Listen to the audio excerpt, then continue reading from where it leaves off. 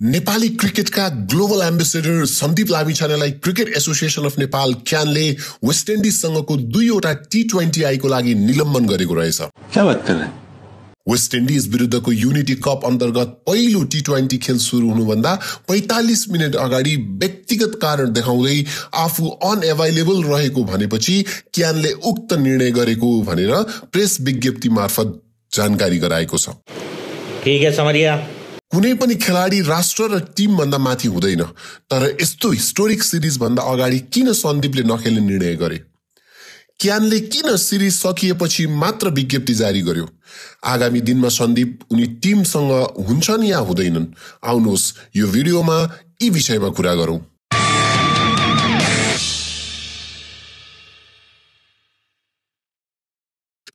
South अफ्रिकाका legendary cricketer AB डिभिलियर्सले west indies विरुद्धको खेल जितेपछि नेपाललाई बधाई दिँदै आफू सन्दीप लामिछानेसँग खेलेको र सन्दीप पक्कै पनि यो जितपछि धेरै खुसी भएका होलान्, ही इज अ फ्यान्टास्टिक गाई भनेर भनेका छन्।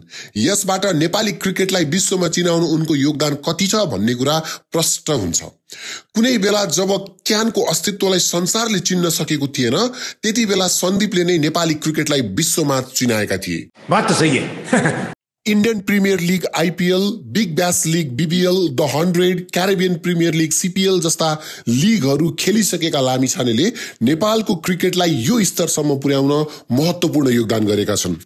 वेस्ट इन्डिजसँगको सिरिज भन्दा अघिको एक्टिभिटीलाई हेर्ने हो भने सन्दीप लामिछाने यो सिरिजको लागि एकदमै एक्साइटेड थिए। म्याच प्र्याक्टिसमा बिजी थिए, फ्यान्सहरूलाई गेम हेर्न स्टेडियममा आउन र सपोर्ट गर्न आग्रह गरिरहेका थिए। त्यस्तै टिममेटहरूसँग पनि रमाइरहेका, हाँस्दै मजाक गर्दै भिडियोहरू बनाइरहेको देखिन्थे। तर अचानक किन यस्तो निर्णय गरे?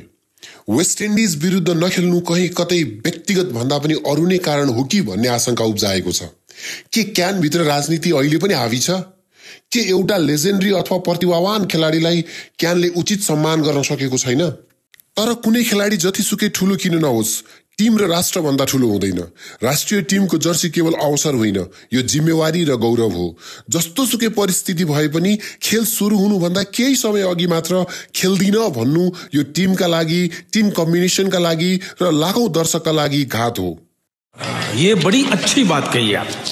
यदि क्यानले अनुशासन र जिम्मेवारीका कारण यो निर्णय लिएको हो भने क्यानको साहसिक निर्णयलाई हामी सबैले सम्मान गर्नुपर्छ।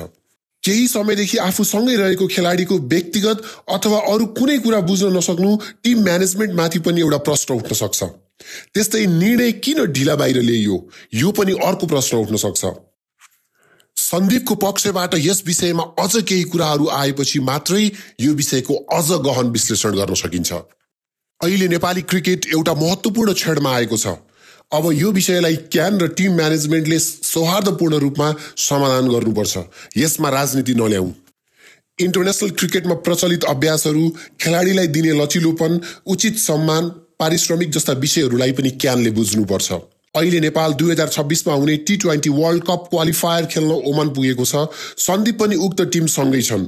सन्दीप लेगेसी बोकेका खेलाडी हुन्। उनको उपस्थिति मात्र पनि विपक्षीलाई दबावमा पार्न सक्छ। वेस्ट इन्डिज विरुद्धको तेस्रो T20I मा नेपाल 10 विकेटले पराजित हुन पुग्यो, किनभने पिच स्पिन फ्रेन्डली थिएन। हो, यस्तै बेला उनको अनुभव र प्रतिभाको खाँचो हुन्छ। आशा गरौं उनी नेपाली टिममा फर्कनेछन् र नेपालको जितको लागि योगदान गर्नेछन् र नेपाल 2026 मा हुने T20 वर्ल्ड कपको लागि छनौट हुनेछ।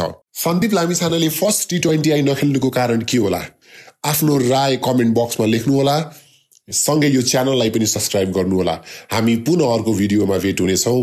Thank you for watching.